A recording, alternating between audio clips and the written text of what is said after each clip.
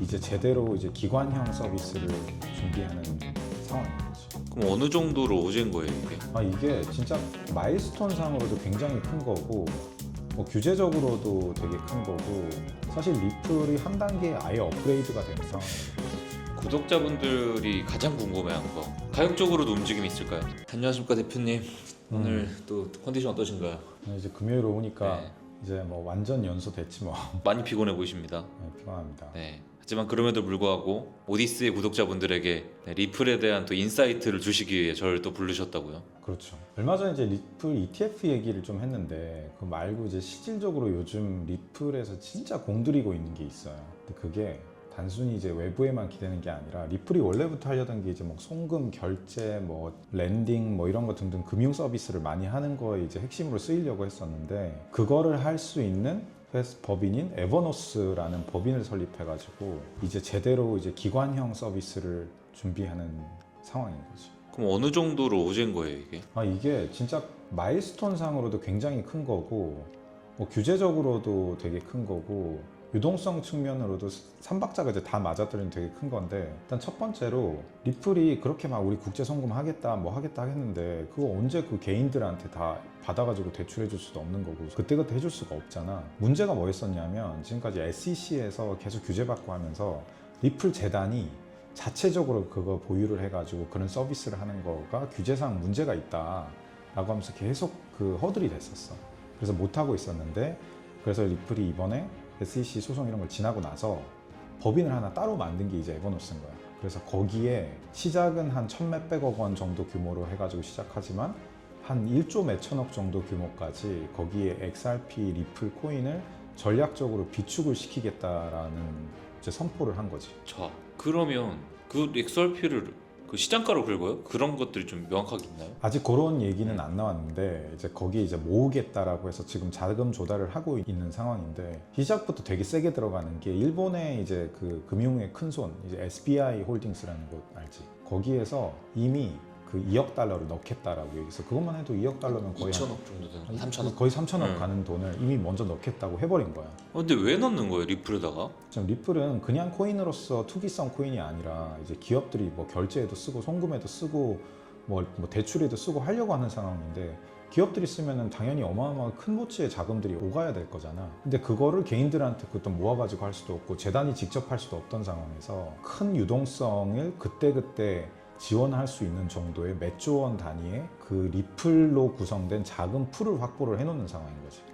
그렇게 되면은 리플이 사업적으로 실현하려고 했던 비전도 훨씬 가까워지는 거고 그 정도로 이제 기업들이 리플을 당장 어디서 엄청 구매하지 않더라도 거기서 바로 쓸 수 있는 서비스 정도가 되는 거니까 사실 리플이 한 단계 아예 업그레이드가 되는 상황이라고 볼 수 있지. 저 대표님도 아시겠지만 저는 좀 비트코인을 많이 좋아하잖아요. 비트코인을 좋아하는 이유는 대형 기관들이 이제 비트코인을 많이 가지고 있고 모으려고 하는 움직임 때문에 좋아하는데 리플도 어떻게 보면은 개미들도 좋아하겠지만은 대형 기관들이 되게 좋아하는 자산 중에 하나겠네요. 이 정도 규모로 넣는 거 보면. 그렇게 될 수가 있겠지. 왜냐하면은 그 성격이 좀 알다시피 좀 다른 건 비트코인은 좀 더 장기적으로 보고 가치 저장 측면에서 본다라고 하면 리플은 그때그때 좀 더 꺼내 쓰고 송금할 수도 있고 결제할 수도 있는 조금 더 짧은 시간 내에 어떤 턴오버를 기대하는 형태로 하니까 보유를 하더라도 빨리빨리 이제 왔다 갔다 해야 되는 거지. 그런 측면에서 성격이 좀 중기 단기 자금의 성격으로 쓰일 수 있는 이제 그런 자금 성격이라고 보는 거지. 구독자분들이 가장 궁금해하는 거, 가격적으로도 움직임이 있을까요?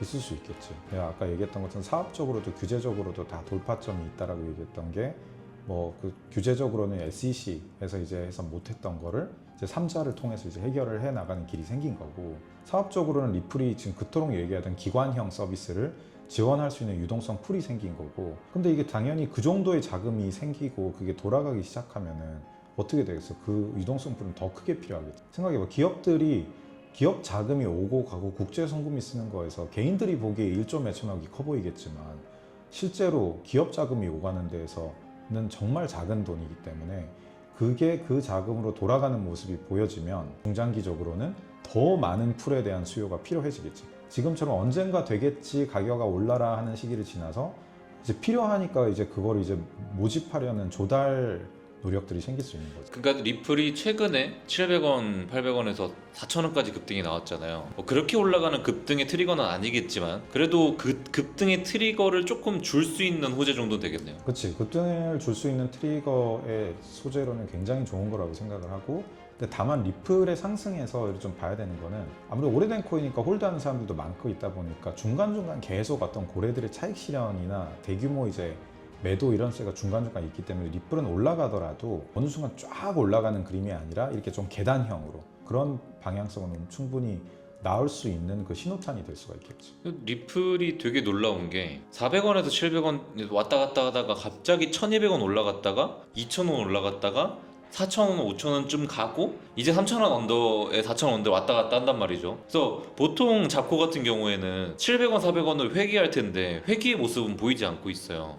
그런 의미에서 가격 상승은 좀 유의미하네요. 그렇지. 왜냐하면 리플은 뭐 비트코인도 마찬가지로 이미 기관 자금이 좀 들어와 있는 것들도 있지만은 이미 뭐 오래된 것처럼 비트코인, 뭐 이더리움, 리플 같은 경우 워낙 그 판매자 저변이 넓고 홀더가 너무 많기 때문에 한쪽 방향만으로 가기가 되게 어려워. 사람들은 다 이 생각 저 생각이 있는 것처럼 그 정도의 이미 홀더 저변을 확보하고 있기 때문에 한번 올라갔을 때, 더군다나 이만큼 충성도가 높은 리플 커뮤니티가 있는 상태에서는 그게 계속 무조건 올라갔을 때에는 그게 확신으로 갈수록 더 바뀌게 되는 경우가 많기 때문에 그런 특성 측면에서 리플 커뮤니티는 가격을 계속 유지할 수 있는 그런 장치들을 가지고 있다고 봐야겠네요. 오늘 아무튼 되게 좋은 인사이트고 되게 좋은 정보를 들어서 좋습니다. 왜냐면 제가 지금 이거 하나 7분 찍으려고 일산에서 2시간 걸려서 왔거든요.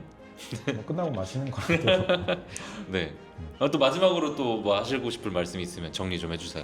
요즘 대형 코인들 중에서 이제 많이 뭐 오르고 있고 뭐 하다 보니까 이제 또 뭐 사야 되나 고민하는 것들이 있는데, 늘 그렇지만은 이미 리플은 too big to fail 이상을 달성한 프로젝트이기 때문에, 근데 그 중에서는 비트 이더 다음으로 대기하고 있는 프로젝트라고 봅니다. 그래서 그 측면에서는 대중화가 이미 비트코인이나 이더리움 기관형으로 넘어가 버린 상황에서 아직 가지 않은 코인이기 때문에 진짜로 포트폴리오 상에서는 긍정적으로 고려해서 담을만하다.